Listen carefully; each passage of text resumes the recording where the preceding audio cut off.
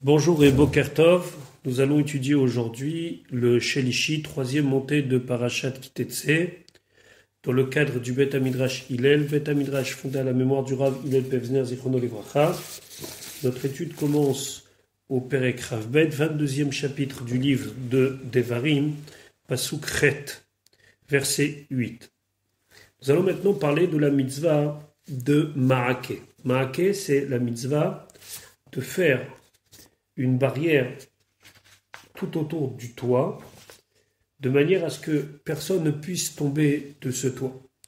Comme nous l'avons expliqué précédemment, il arrive des fois où Rashi prend le temps de nous expliquer la suite logique qu'il y a entre les mitzvot qui sont évoqués ici, et des fois Rashi n'évoque pas de raison logique. Ici, on va comprendre le lien entre ce que nous avons dit précédemment, la mitzvah de Shiloah Haken, de renvoyer la mer pour prendre les œufs ou les oisillons, dans le cas d'Ami, et Beit Hadash, et cette nouvelle maison qui est construite.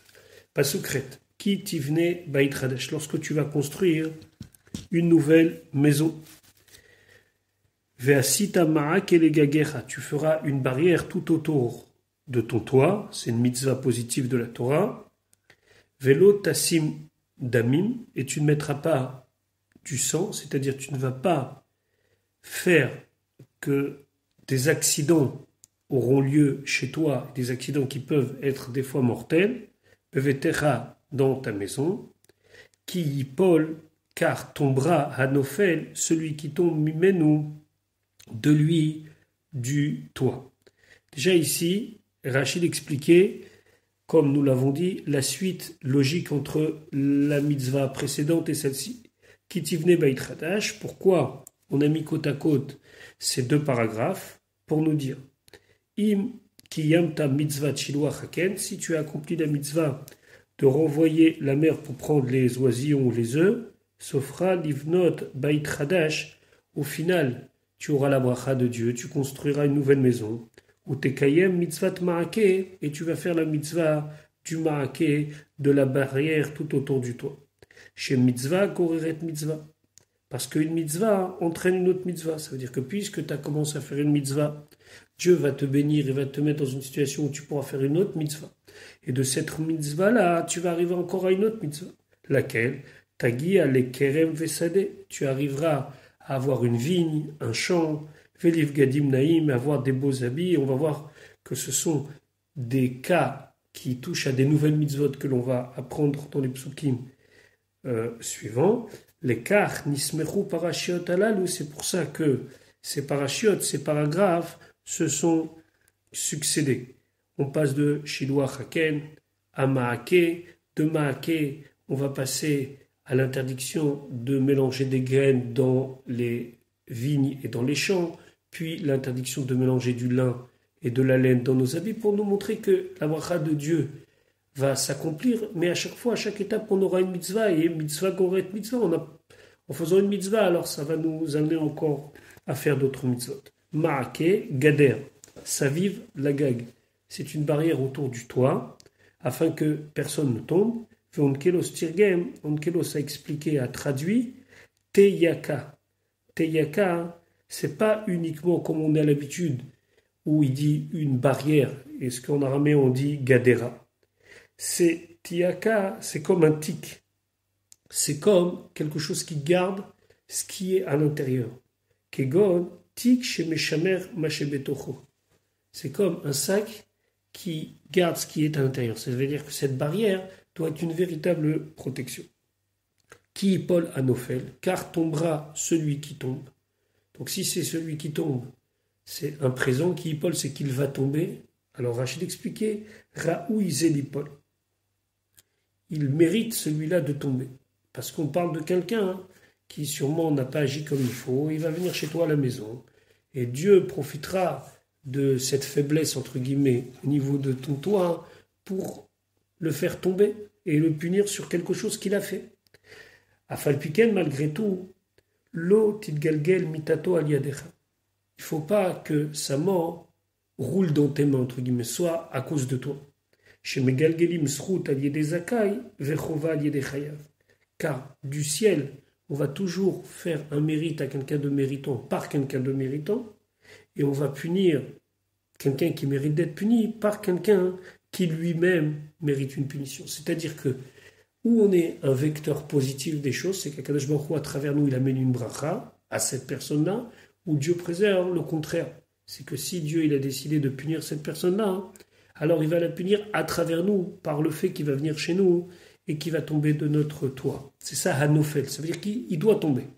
Mais fais en sorte qu'il ne tombe pas chez toi. Bien sûr que nous, on ne peut pas savoir qui mérite ça ou pas. C'est la raison pour laquelle la Torah nous dit, fais un ma'aké, fais une barrière tout autour de ton toit. Par extension de la mitzvah, le Rambam dit que tout obstacle qui peut être un problème pour les personnes qui viennent chez moi, c'est une mitzvah de les enlever et de faire attention à ce que personne, Dieu préserve, meure ou se blesse gravement chez moi à la maison. Mais ici, on parle de quelqu'un qui va mourir. Voilà donc pour la mitzvah de Ma'aké. Maintenant, nous allons passer au Pasuk-tet, à la mitzvah de Kil'e Akerem. Kil'e Akerem, c'est l'interdiction de mélanger des graines dans la vigne.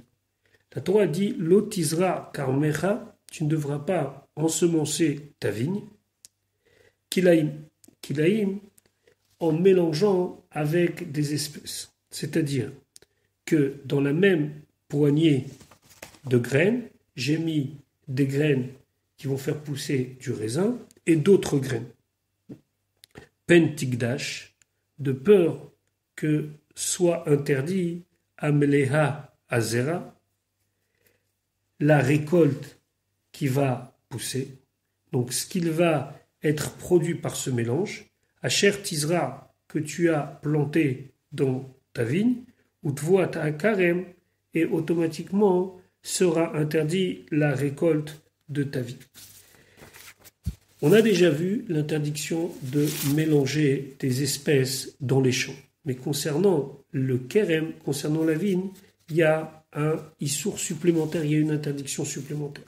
Voyons ce que Rashi nous dit. Kilaim. Ici, donc comme nous avons déjà dit dans des parachiotes précédentes dans le livre de Vaikra, Sadecha Lotizra Kilaim, la Torah ici vient nous dire qu'il y a un issour particulier, une interdiction particulière concernant la vigne. Et la Torah nous dit qu'il est à Kerem, c'est aussi des Kilaim. Rachid expliquait, Chita us ora vechartzan. C'est du blé de l'orge avec des grains de raisin. Bemapolet yad, dans la même poignée. Et j'en vois cela, et j'en vois cela. Ça, c'est le issour particulier concernant la vigne. Ça veut dire que quelqu'un qui va agir de cette sorte-là, il va transgresser deux interdictions, celle de kilaïm en général, de mélanger les espèces en général, et celle de kérem, celle de la vie. Rashi pen tigdash, le mot tigdash ici signifie sanctification, kadosh. Rashi dit non, attention, ketar gumo, il faut traduire comme Ankenus nous dit, tistahav. Tistahav, ça veut dire quelque chose qui devient impur. Quel rapport avec tigdash? Tigdash, ça veut dire saint. Et toi, tu me dis de traduire impur. Rachid expliquait. Kol davar anitav. Toute chose qui est hors norme, hors limite, à la Adam, pour un homme, ben les shevach, que ça soit quelque chose de positif, pour le bien. Kegon egdesh, par exemple, sanctifié. Sanctifié, je prends un objet, je dis cet objet est sanctifié. Je l'offre au Beth Amikdash. Automatiquement, je l'ai mis hors limite. Ben lignaï, ou bien que ce soit pour le mal, kegon issour, par exemple dans le cas d'un interdit, nofel bolachon kidouche. On emploie le mot kidouche. Kemo, comme c'est marqué, c'est un pasouk dans Ishaya qui dit Al tigashbi, ne t'approche pas de moi, ki kedashticha. Car je t'ai rendu, de peur que je risque de te rendre impur.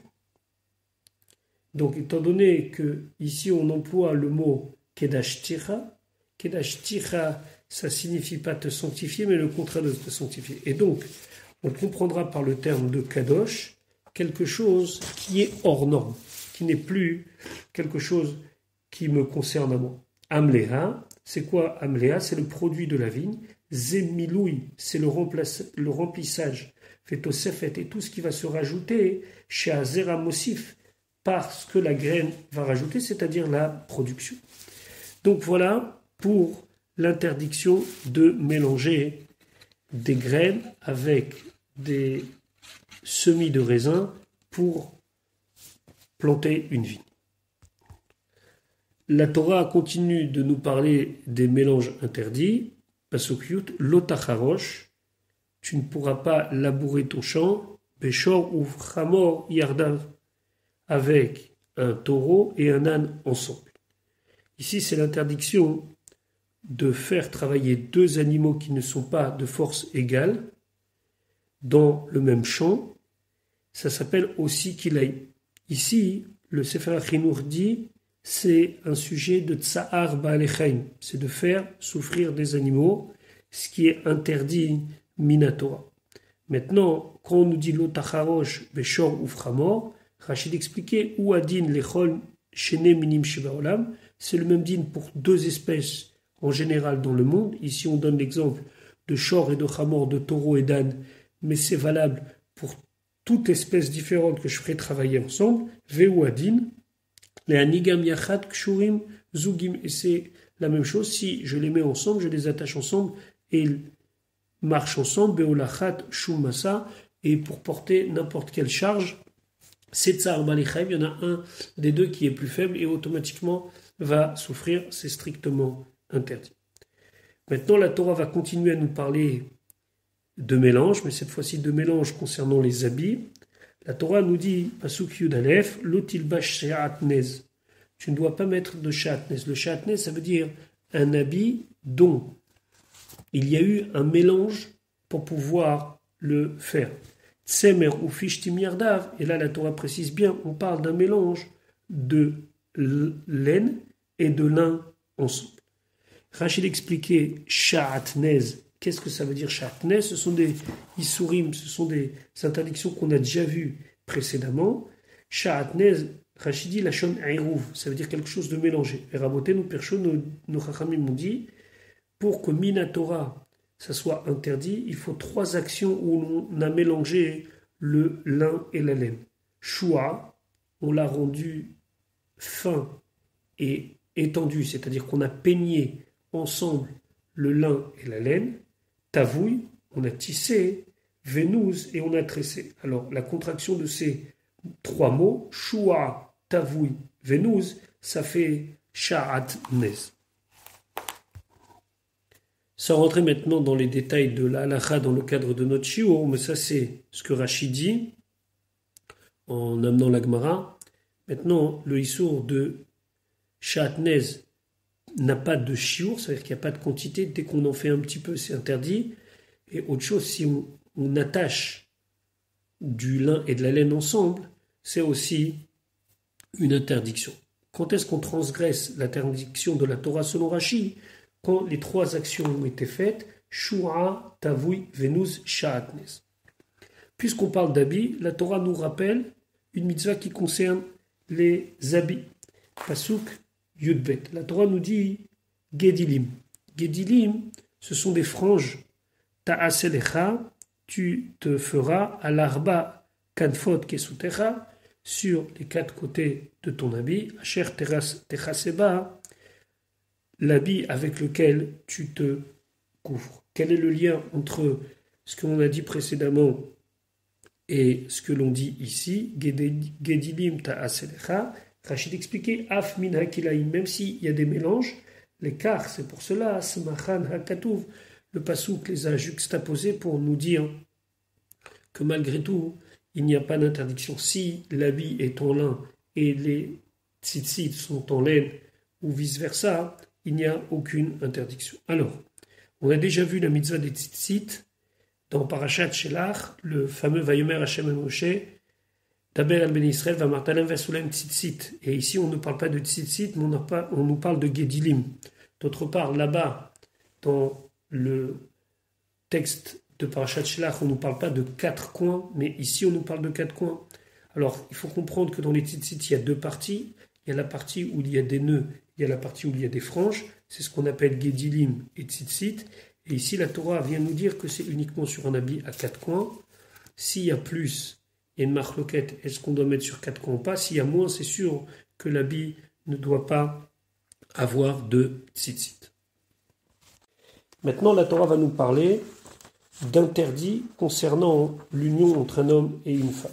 Et la Torah va commencer par le din de Motzi Shemra. Le din de Motzi Shemra concerne un homme qui va dire sur son épouse, ou selon certains de nos chachamim, sur sa future épouse, des accusations très graves, des accusations d'avoir eu des relations maritales, intimes, avec un autre homme, ou après leur mariage, ou à certaines périodes de la vie, ce qui fait que cette femme n'est plus Betula, n'est plus vierge. Ceci est une accusation fausse, et donc la Torah va condamner cet homme très fortement pour avoir, quelque part, sali la réputation de cette femme-là. La Torah dit Pasuk Yud Gimel, Ki kar ish isha. Lorsqu'un homme va prendre une femme, c'est-à-dire qu'il va se marier avec elle. On va aller selon l'avis de nos rachamim qui parlent que ici, l'homme se marie avec cette femme-là, ou va Eléa, il va vers elle, ou c'est né et il la déteste. C'est-à-dire que maintenant, il a vécu avec cette femme-là et il ne l'aime plus. Rachidi, ou va Eléa, ou Snéa, Sopho. À la fin, au final. Et pour cela, Pasuk Yud Dalet fait Samla, il va mettre sur elle, il va porter sur elle, Alilot Devarim, de fausses accusations, fait Otsi Alea Shemra, il va sortir sur elle, donc il va lui faire une réputation, Shem Ra, une mauvaise réputation. Shem Tov, c'est une bonne réputation, Shem Ra, c'est une mauvaise réputation. Ve'amar, il va dire, Et Aisha Azot, cette femme-là, la Karti. J'ai pris, je me suis marié avec elle. J'ai fait tout ce qu'il fallait. À l'époque, il y avait une transaction, entre guillemets, qui existe jusqu'à aujourd'hui, à travers la Ktuva, où l'homme faisait acquisition de la femme. Donc c'est pour ça qu'on emploie le terme de la karti. J'ai pris. Donc je lui ai fait tout ce qu'il fallait pour qu'elle soit ma femme. Vaikrav Eléa, je me suis approché d'elle. Alors ça veut dire quoi, je me suis approché d'elle? J'ai parlé avec elle. Et au milieu de notre conversation, au milieu qu'on se soit rapproché, tout d'un coup, j'ai eu un doute, selon ce qu'elle m'a raconté. Je me suis dit qu'on dirait qu'elle parle comme quelqu'un qui a déjà eu des relations intimes, des relations maritales. Et donc, j'ai eu ce doute-là, j'ai cherché des preuves à ce qu'elle disait, ou dans un sens ou dans l'autre, et j'ai trouvé des témoins qui m'ont assuré que cette femme-là n'était pas vierge. Velo matzatila betulim, et je n'ai pas trouvé de preuve de sa virginité. Alors, il ne faut pas du tout comprendre dans le sens simple du terme où l'homme viendrait pour prouver par A plus B de manière physique qu'elle n'avait pas de signe de virginité, pas du tout. Ici, on parle de quelque chose qui est édime contre édime, témoin contre témoin. Lui, il amène des témoins qui vont venir témoigner, dire cette femme-là n'était pas une femme vierge. Rachidi ve Samla Adilot Devarim, quel est le lien entre le fait qu'il a détesté et cette histoire-là qui lui invente des relations qu'elle n'a pas eues? Rachidi Avera Goreret Avera. Une Avera entraîne une autre Avera. C'est-à-dire, Avara Lotisna, il a transgressé l'interdiction Lotisna, tu ne détesteras pas, sauf la volide la shonara. Au final, il va dire de la médisance. Et Aïcha Azot, quand il dit cette femme-là, c'est qu'il la désigne, Mikan, de là on apprend, chez En Omer Davar et la Bifne Baldin. Il ne peut rien dire s'il n'est pas en présence de la personne concernée, de l'autre protagoniste. Pasuk Tedvav. Velakar Avi Anahara Vehima. Prendront le père de la jeune fille et sa mère. Ils vont prendre quoi? Ils vont prendre des preuves, des témoins qui vont contredire les premiers témoins. Vehotsiu, et ils vont sortir les preuves, et Betule Anahara, de la virginité de leur fille, El Zikneahir, aux sages de la ville, ceux qui peuvent juger même jusqu'à la peine capitale, c'est-à-dire le Beddin de 23 Dayanim, Ash'ara à la porte de la ville. Rashi aviana araveima, mi shegadlo gidulim araim, yidbazu alia. Ceux qui ont fait pousser de mauvaises plantes, qu'ils aient honte pour elles, c'est-à-dire qu'ils sont accusés, c'est eux qui doivent venir au Beddin et prouver la véracité des propos de la jeune fille qui dit être vierge. Donc ils vont devoir amener des témoins qui vont contredire les premiers témoins. Pasuk Tetzain.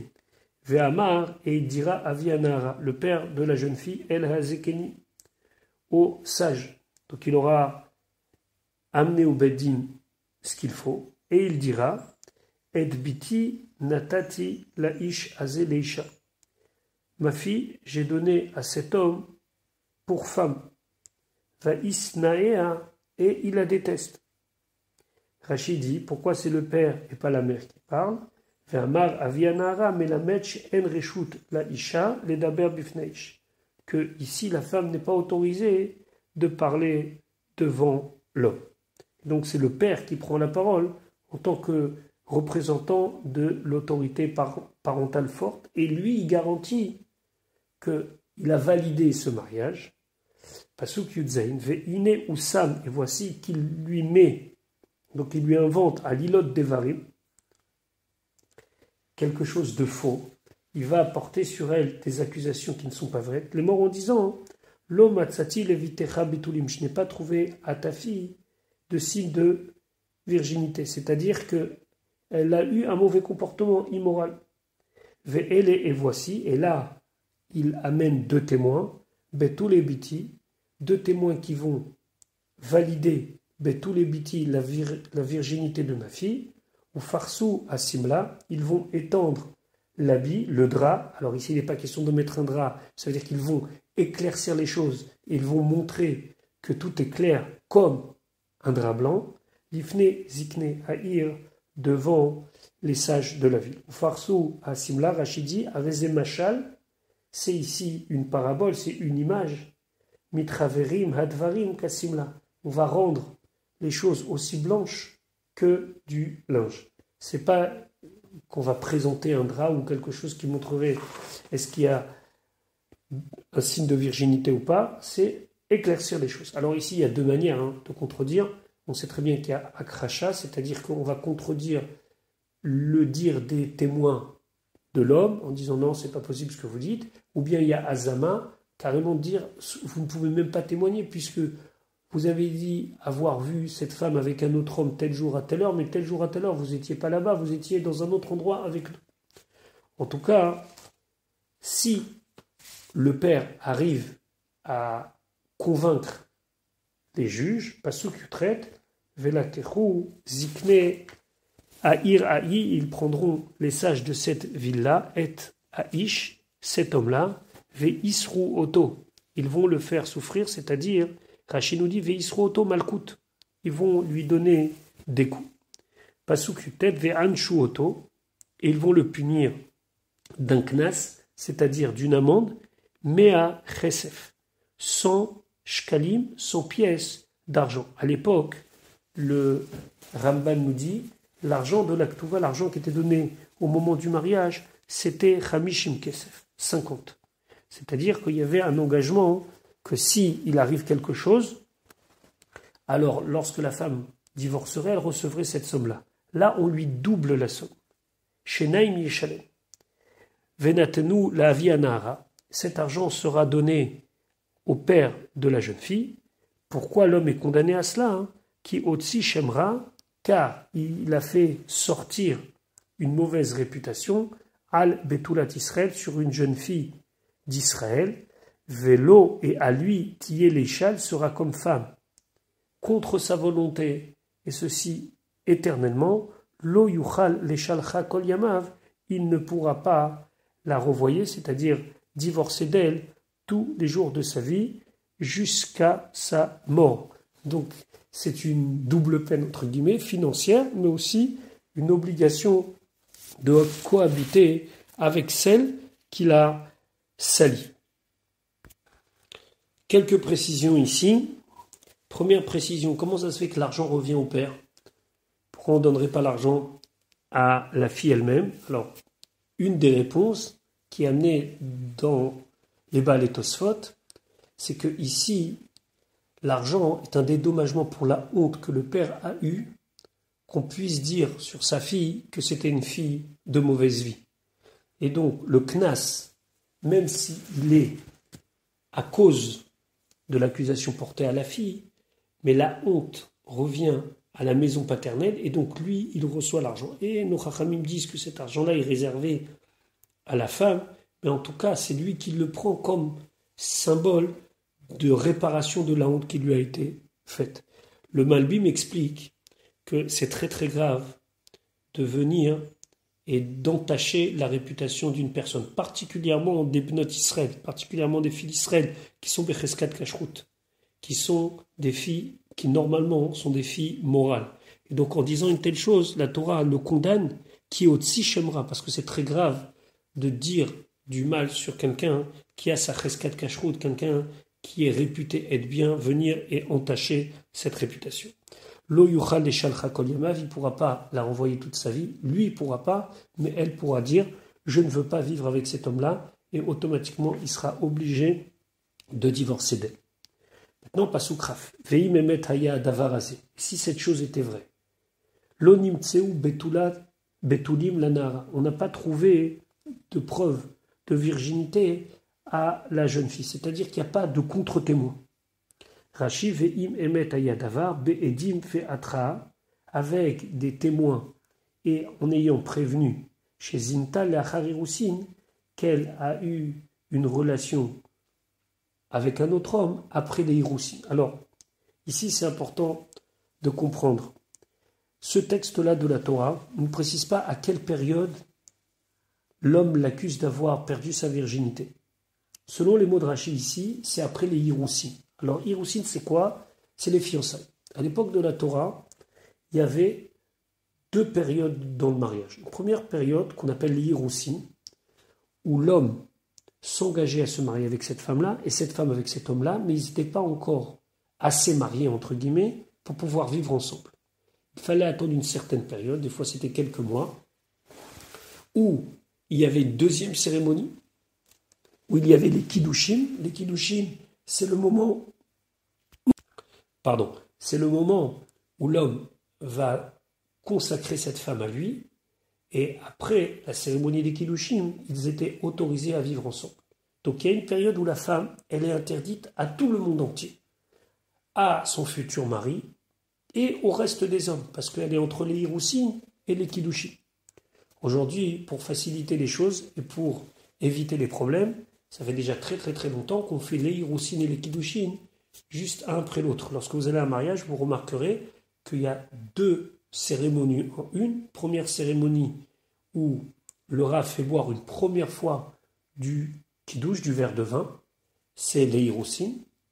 Puis après, il y a la ketouva, etc., etc. Et après, on fait la cérémonie des kiddushin avec les sheva brachot. Et c'est à la fin de cette cérémonie que, après avoir bu une deuxième fois du vin et cassé le verre, etc., etc., qu'on considère que l'homme et la femme sont mariés. Maintenant, ici, dans notre texte concernant le Motzi Shemra, selon Rashi et selon une partie des commentateurs de la Torah, on parle que la femme, elle est accusée d'avoir été avec un autre homme dans la période des hiroussin, c'est-à-dire après les fiançailles entre guillemets et avant le mariage. Ce que nous appelons aujourd'hui fiançailles n'a pas la valeur de hiroussin.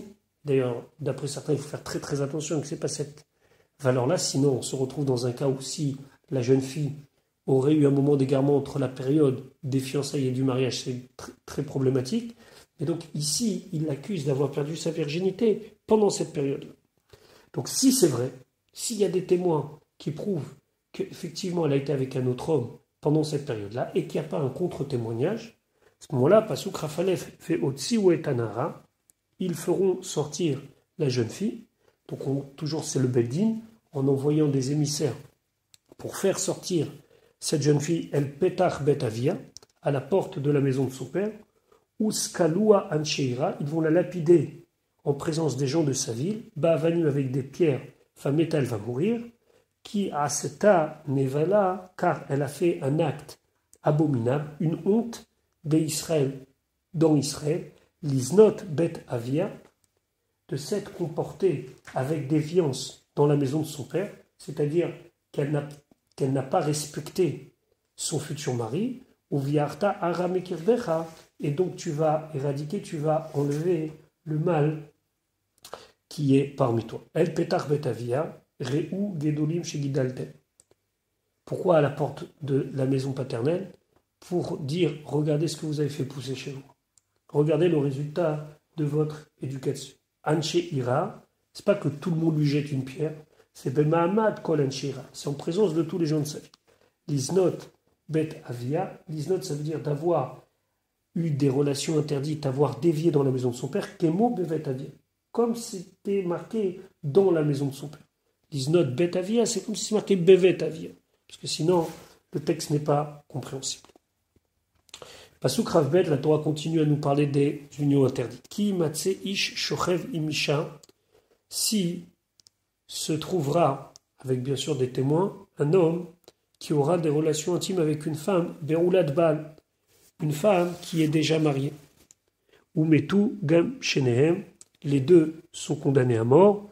A ish ashochev imaisha, l'homme qui a des relations avec la femme, veaisha, et la femme elle-même, ou viarta hara mais Israël, et tu vas éradiquer le mal parmi le peuple d'Israël. Rashi ou metu gam shenehem, leotzi maase chidudim, she'en aisha neenit men. Alors ici, Rashi rentre dans des détails de la relation et nous dit que ça vient exclure ici des cas de rapprochement entre l'homme et la femme, mais où l'homme n'aura uniquement lui eu du plaisir. Si la femme n'a pas de plaisir, alors ça ne rentre pas dans ce cas-là. Dans le cadre de notre shiur, et pour respecter la tsniout, on ne rentrera pas dans les détails de chaque chose ici dans Rashi, mais c'est une manière de dire que si c'est uniquement l'homme qui a eu du plaisir dans cette relation, elle ne sera pas condamnée. Gam, les rabot abaim acharem, c'est pour aussi inclure ceux qui auraient des relations de manière différente. Davar acher, gam shenehem, une autre explication du gam shenehem, les rabot et avlad, c'est pour inclure aussi le fœtus, chez im aïta me'uberet, que si elle était enceinte, en mamtinim la cheteled, on n'attend pas qu'elle accouche, mais elle est lapidée alors qu'elle est enceinte. Donc encore une fois, je ne rentrerai pas trop dans les détails du Rashi, mais Rashi parle de manière différente d'avoir des relations intimes. La Torah elle nous dit, Pasuk Rav Gimel, qui est Na'ara Betula. Si il y a une jeune fille qui a sa virginité, mais au Rasale Ish, fiancé un homme, donc on parle de Hirosin, ou Metsa'a Ish Baïr, et un homme l'a rencontré dans la ville, Peshachavima, et il a eu une relation avec elle. Et il y avait des témoins qui nous ont prévenus avant l'acte, ou Matza Ishbaïr les Fichach. C'est pour cela, nous dit Rashi, Shachav Ima. Il a eu des relations avec elle, comme elle était dans la ville. Qu'est-ce que ça veut dire cela? Partsa Kor'a Laganav. Une brèche, c'est une invitation au voleur. Ah, Ilou Yashva Beveta, si elle était restée chez elle, Lo Erala, ça ne lui serait pas arrivé. Pour actualiser les choses, si une femme, une jeune fille, ici dans le cas d'une jeune fille fiancée, va aller fréquenter des endroits qui ne sont pas fréquentables, qui sont destinés à être des endroits ouverts, entre guillemets, alors il ne faut pas s'étonner qu'il lui arrive un problème. C'est exactement ça. Ici, c'est une fille qui est sortie en ville, ça veut dire qui a laissé entendre, comme une brèche dans un mur, au voleur, je suis ouverte à toute proposition, entre guillemets. Pasuk Rav Dalet, ve'otsetem et shenem, vous allez sortir les deux El Sha'arayir, à la porte de la ville, cette ville-là, l'endroit où est le Bedin, où skaltem otam, vous allez les lapider ba'avanim avec des pierres, vametou, ils vont mourir, et anahara, la jeune fille, al devar asher lo tsa'aka va'ir, sur le fait qu'elle n'a pas crié dans la ville, c'est-à-dire que si elle voulait s'opposer à cette relation, c'était facile, on est en ville, elle crie, elle aurait été sauvée. Ve'et ha'ish, et l'homme, al devar asher ina et teshetreu, sur le fait qu'il a fait du mal à la femme de son prochain, c'est-à-dire que cette femme-là qui lui était Meurasa réservée, ou Viarta Aramekirbecha, et tu vas éradiquer, éliminer le mal qui se trouve parmi toi. Pasuk Rafé, Ve'im Basade Yimtsaish, et si c'était dans le champ que l'homme a trouvé cette femme, Et Anahara Meurasa, la jeune fille qui était Aroussa, qui était fiancée, Ve'echezigba Aish, et l'homme l'a tenue avec force, Ve'shachavima, et il l'a obligé à avoir une relation intime avec elle, ou met Aish, l'homme mourra, Cher Shachav Ima, celui qui a une relation avec elle, Levado uniquement lui, puisque c'est une relation non consentie. Pasuk Chava Vela Nahara, et à la jeune fille Lota, c'est d'avoir tu ne feras rien. En la Nahara Chet Mavet, la jeune fille ne doit pas avoir de peine capitale. Ki Kacher Yakum Ish al Re'eu, que comme lorsque un homme se lève sur son prochain, c'est-à-dire qu'il lui tend un piège, ou Sacho Nefesh, et qu'il le tue, Kanadavarazé, c'est exactement la même chose, et donc la Torah dit c'est lui, et seulement lui, qui doit être condamné, et en aucun cas la femme. Pasuk Ravav ki Kacher Yakum. Ici la Torah, elle compare ce cas-là, où l'homme a une relation de force avec cette jeune fille, à celui qui tue. Les filles pshuto, zeu mashmao. Selon le sens simple, voici le sens du pasuk. Qui a nous saï, car c'est contre sa volonté. Uvechaska amad alea, et c'est avec force qu'il s'est tenu sur elle. Qui a Adam a omed al chavero leorgo. Comme un homme qui tue la personne de force, contre son gré. Et l'homme, la victime, ne peut pas se sauver. Verabotenu darshubo et nochachamim, ils ont expliqué. À Rezebal et Lamed, ici, la Torah veut nous enseigner le cas de Onès, c'est-à-dire que de la même manière que la victime d'un meurtre ne peut pas être condamnée, la même chose, ici, elle est Anoussa. C'était contre sa volonté, elle ne peut pas être condamnée. Venimtsa Lamed. Mais on va aussi apprendre le digne de Rotseach, du meurtrier, du digne de Onès. C'est-à-dire qu'il y aura ici un double enseignement du cas de Onès sur le cas de meurtre et du cas de meurtre sur le cas de Onès. Alors quel est l'autre enseignement? C'est de la même manière que si la femme, pour échapper à cet homme, elle aurait pu aller jusqu'à le tuer pour se défendre. La même chose, lorsque quelqu'un est face à un homme qui veut le tuer, ce sera permis de se sauver sa peau de cette personne en le tuant lui-même. Donc ici, il y a deux enseignements. De la même manière qu'une victime d'un meurtre, c'est contre sa volonté. Ici aussi, on considérera qu'elle est victime, puisque c'est contre sa volonté. D'un autre côté, de la même manière que si elle pour se sauver, elle aurait pu tuer la personne qui lui a fait du mal. Aussi, le principe général, c'est que si une personne veut te faire du mal jusqu'à te tuer, tu peux le tuer sans aucun problème. Donc ça, c'est ce qu'on appelle Zebal Elamed Venim Tzalamed. Il est venu pour être une référence pour comprendre une chose, mais au final, on va aussi apprendre quelque chose lui concernant. Pasuk Ravzaïn, et la Torah rappelle le principe de la Hanoussa, de cette femme qui a été prise de force, qui va sader Metsa, car c'est dans le champ qu'il l'a trouvée, Tsaaka Anahara Hameurasa, et il se peut qu'elle ait crié cette jeune fille, Ve'en Moshiala, et il n'y a personne qui soit venu la sauver. Pasuk Chafret. Maintenant, on va parler d'un cas similaire, mais avec une jeune fille, pas une jeune fille qui était fiancée, pas une Aroussa, mais une Betula. Pasuk Chafret ki matse ishnara. Si un homme va trouver une jeune fille, Betula, qui est vierge, Sherlo Orasa, et qui n'est pas fiancée, Utfasa, il va l'attraper, Veshachavima, il va avoir une relation avec elle contre sa volonté, Béonès, Venim Tsaou, et ils ont été trouvés, c'est-à-dire qu'il y a des témoins pour dire, voilà, cette jeune fille a eu une relation. Mais cette relation n'était pas consentie.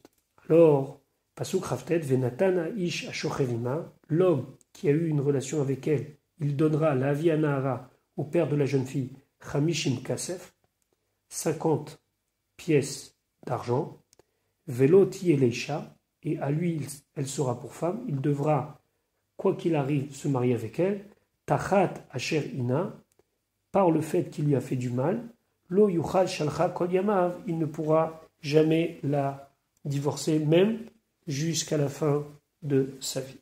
Donc ici, bien sûr, on parle d'une jeune fille qui n'était pas Meurasa, qui n'était pas réservée à un homme. Nous allons maintenant commencer l'étude du Perek Rav Gimel, du 23e chapitre. La Torah nous dit, toujours dans le même ordre d'idées concernant les unions interdites, Lo ikach ish, un homme ne pourra pas prendre et eshet aviv, la femme de son père. Velo yigale, il ne devra pas découvrir kenaf aviv, le coin de l'habit de son père, le pan de son père. Ici, de quoi on parle? Lo ikach, il ne pourra pas prendre. Ici, on dit qu'il n'y aura pas de possibilité de mariage. En lo ba likuchim, il n'y a pas de saisie possible, ça veut dire, il ne peut pas prendre par le mariage cette femme. En kidushim tofsimba, et les lois du mariage ne s'appliquent pas ici. Velo igale kenaf aviv, ici de quoi on parle? Shomeret yavam shel aviv. Ici on parle de la femme qui attend à être épousée par son père. Areuya le aviv, qui est destinée à son père. Ve'are gvar muzar alea. Et ça, il a déjà été précisé que c'était interdit. Alors de quoi on parle? On parle ici d'un cas où un homme, on va l'appeler Reuven, a un fils d'une première union. Maintenant, cet homme Reuven a un frère qu'on va appeler Shimon, qui est mort sans enfant. Ce Shimon-là était marié avec une femme qu'on va appeler Léa. Il y a une loi qui s'appelle Yiboum, c'est-à-dire que Léa va se marier avec Reuven pour que Reuven donne une descendance à son frère. Maintenant, le fils de Reuven, d'une autre union, veut se marier avec cette Léa. C'est interdit. C'est ce que la Torah nous dit ici. Shomeret yavam shel aviv. Il n'a pas le droit de se marier avec cette femme qui est destinée à son père. Maintenant, Rachid dit Varek var muzar alea. On a déjà vu cette interdiction-là. Mishum, c'est marqué Ervat achi avicha. C'est l'interdiction d'avoir une relation avec la femme du frère de son père, avec son oncle maternel, avec son oncle paternel, pardon. Ervat, ici ça veut dire la nudité, mais qu'est-ce que ça veut dire la nudité? Ça veut dire que tu ne dois pas avoir de relation avec la femme du frère de ton père. C'est exactement la même chose ici. Et là, l'avor al zubishne lavim, c'est pour nous dire que si il a des relations avec cette femme-là, il transgresse deux interdits de la Torah. Félis mochla, et aussi c'est pour juxtaposer à la loi suivante, lo yavo mamzer, la loi du mamzer, qu'on traduit communément bâtard, mais qui demande beaucoup, en vérité beaucoup de précision pour définir qui est mamzer. Les lamed chez en mamzer et la mechai vekritout. C'est pour nous dire ici que est désigné par mamzer uniquement l'enfant qui est né d'une relation interdite sur lequel la punition est karet. Ça veut dire quoi karet? Retranchement. Donc c'est pas toute relation interdite qui donne naissance à un mamzer. Il faut que ça soit une relation interdite dont le châtiment est karet. Vekal vachomer, et à plus forte raison, mechai vemitod bedin, si ce sont des relations qui sont passibles de la peine capitale par le bedin, she'en ba'arayot mitad bedin, she'en ba'karet, car il n'y a pas de relation interdite passible de la peine capitale ici sur terre, sur lequel il n'y a pas aussi la peine de karet. Donc, pour comprendre les choses, si il y a un issour de la Torah, une interdiction de la Torah, dans le cadre de cette relation, qui est puni par karet ou par mitad beddin, le fruit de la relation interdite sera mamzer. C'est ça qu'on veut nous dire ici par la juxtaposition. Quant à l'interdit, le fils de Reuven qui se marie, entre guillemets, qui va avoir une relation avec Léa, va transgresser deux interdits de la Torah. Une par rapport à la nudité du frère de son père, et une par rapport au fait qu'il va ici découvrir le pan de son père puisqu'elle lui était réservée.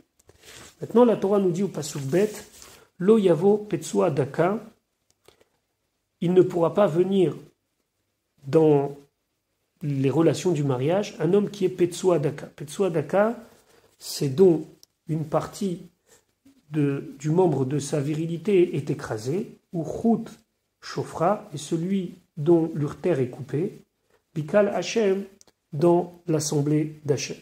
Rachid dit petsua daka, shiniftseu onitkeu betsim shelo. C'est que, ou bien ils ont été blessés, on lui a coupé